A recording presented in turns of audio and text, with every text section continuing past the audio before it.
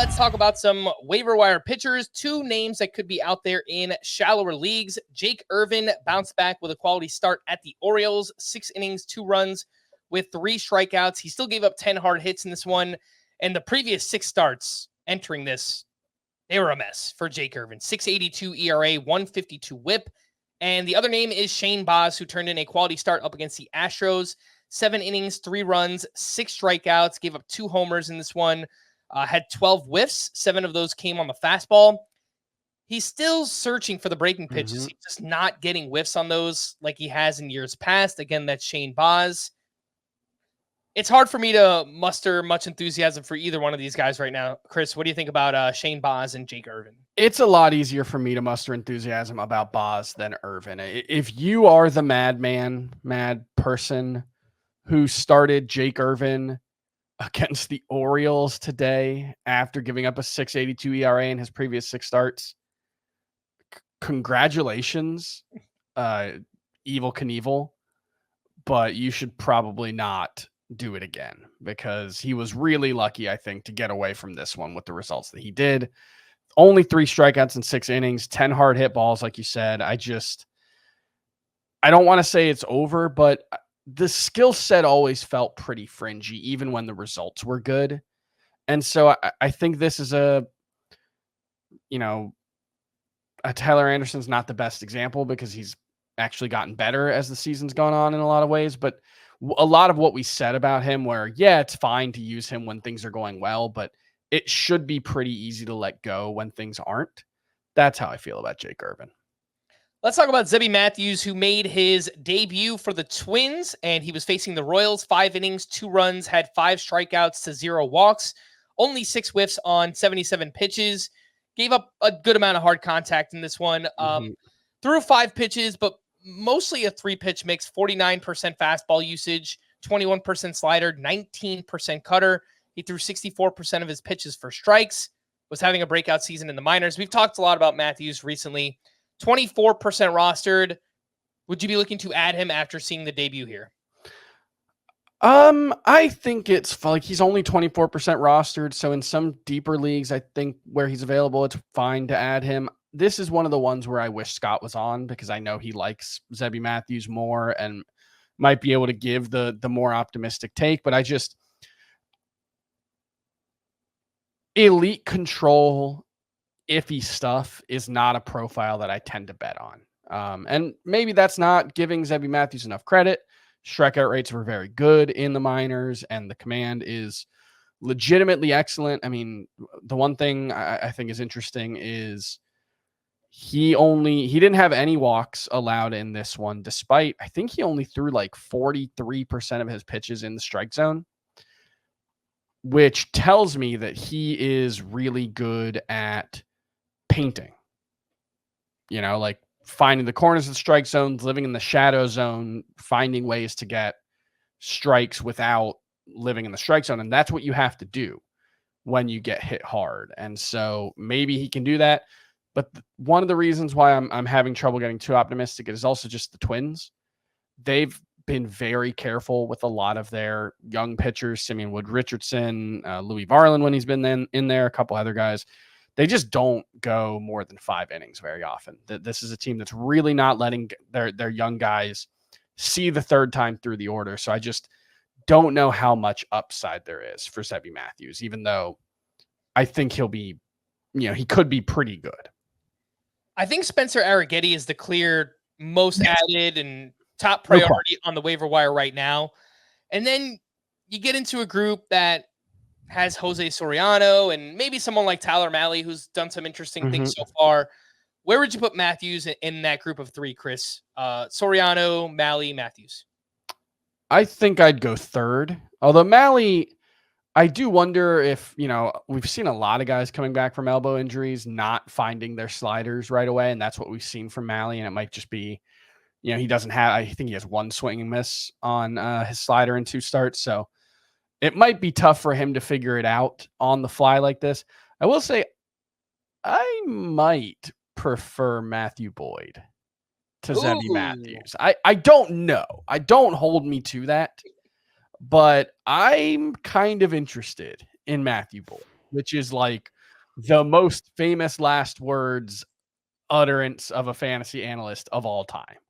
Yeah, and that's exactly where we're going next. 2 names in deeper leagues. Welcome back to Matthew Boyd, who's now pitching for the Guardians, and he had a solid start up against the Cubs. 5 1/3 innings, 1 run, 6 strikeouts, had 12 whiffs on 80 pitches here, and he made 5 starts in the minors. He looked great in those 5 starts, a .83 ERA and a .65 whip. Mhm. The other name here is Valente Bellozo of the Marlins. He pitched a gem at the Phillies, through 7 shutout innings with 4 strikeouts and 3 strong starts in a row, a 102 ERA, a .91 whip. Minor league numbers look pretty pedestrian to me. But Chris, give me your thoughts here on Matthew Boyd and Bellozo. Feel free to throw this in my face if he keeps going like this, but I have no interest in Valente Bellozo. Great start, really nice run for a team that badly needs something to be optimistic about on the pitching side this year, but I really don't see any reason to think he's even a league average pitcher moving forward. So I would leave him for all but NL only leagues. Boyd is interesting. Like you mentioned, the minor league rehab starts were excellent. The Guardians are a team with a well-deserved organizational reputation for maximizing pitching. And I thought he looked pretty good, 3+ whiffs on the fastball, slider, and changeup in this one. You're going to get strikeouts at least. It might come with a 5 ERA, but I think there's a little more upside there with Boyd than with certainly Bellozo, but even Sebie Matthews. And I do want to rectify the pronunciation there. I figured it might have been Bellozo, which is okay. Yeah, that makes sense. Which is how you pronounce the name there for the pitcher on the Marlins. Yeah, we'll see where it goes from here with Matthew Boyd. He's always had strikeout appeal, but home run problems have always caught up to Matthew Boyd. Widely available. He gave up like 43 homers one year. Am I right? Yeah, that sounds right. Yeah. So I wouldn't doubt it, but. Yeah, deeper leagues. Let's only we'll see. 9 in 2019. Do we need to hold on to any of these pitchers? Eric Fetty has struggled in his last 4 starts. 3 of those came with the Cardinals so far. He was at the Reds, 6 innings, 4 runs, only 2 strikeouts, and last 4 starts, it's a .585 ERA, a 140 whip. The overall numbers still look fine. He's, I think, over 80% rostered. Chris, is Eric Fetty someone you need to hold on to? No, like we mentioned, I can't remember who it was. Jake Irvin. Yeah. This is exactly the type of pitcher who, when things are going well, it's perfectly fine to roster them. But the underlying skill set is not so strong that I think you're going to really regret dropping him. Now, don't just drop him for anyone. If there's someone like none of the guys, like if Spencer Arrigetti's out there, I would drop Eric Fetty for him. Yeah, I agree with that. I don't really know about Matthew Boyd or Sebie Matthews or any of the other guys we talked about. Like I that might just depend on whose next matchup is best. Yep. What about Cutter Crawford, who earned the win, but he's been bad for about a month now, up against the Rangers, 5 1/3 innings, 4 runs allowed, 4 strikeouts, only threw 67 pitches in this start. He has not completed 6 innings since July 13th. And last 5 starts for Crawford, a .975 ERA, a 146 whip, and he's still 87% rostered. Chris, do you need to hold on to Cutter Crawford? No, I think this is another one that it's perfectly fine. I've got a decision to make in one of my leagues, and I'm hoping we get some more information the rest of the week before Sunday's waiver wire run, because I'm going to have to drop one of Ben Rice, Jordan Walker, or Cutter Crawford, or maybe David Bednar in this league. And I don't really want to drop any of them. I think it's a keeper league as well, so I don't want to like lose keeper value on some of them, but like Crawford's definitely in that conversation, and for good reason. Yeah. Our apologies if you started Paul Blackburn. I started him in a few spots. This was I'm not. Don't put like, it's your team. You hit submit. Don't put that on us. Well, we did recommend him, but he did not get his revenge up against the Oakland A's. 4 innings, 7 runs, 6 of those earned. One of the most added pitchers this week because of the matchups. Up to 73% rostered. Is it fine to drop Paul Blackburn? Yeah, I mean, a big part of why we were adding him this week was, one, he had 2 solid starts since joining the Mets, which is a very small sample size, and 2, he had 2 starts this week. So there's a decent chance you were dropping him, even if they were good starts. So yeah, I think that's fine.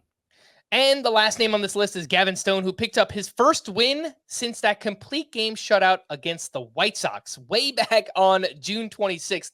And you know what grinds my gears, Kiss? I don't want to go on too much of a rant here, but for all the people who tune into the podcast early in the season, they follow their fantasy baseball team for like 2 or 3 months. Then football starts up. They tune out. They never get to see when things catch up, right? And everyone's trying to pressure us into, you got to move Gavin Stone up your rankings. You got to move Ranger Suarez up your rankings. And then eventually things even out.